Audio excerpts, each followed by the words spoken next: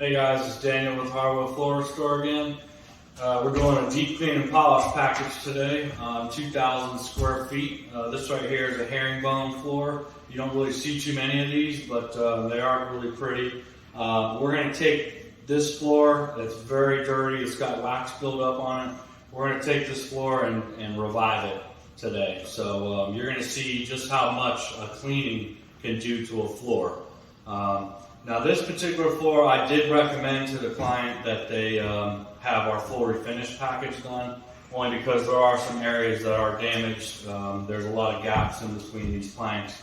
But they are putting the home on the market, and they just want to freshen up the floor and get it ready to sell, get it looking good. We are going to be applying a maintenance coat to it as well to kind of polish it up for them. And it's a urethane coat. We don't put wax, we don't put acrylic wax on floors. Definitely stay away from that stuff. So we're excited to show you the process. You're going to see just how much dirt and soil is in this floor. So we'll go ahead and pan around and show you the before, and then you can see the process, and then you can see the after results.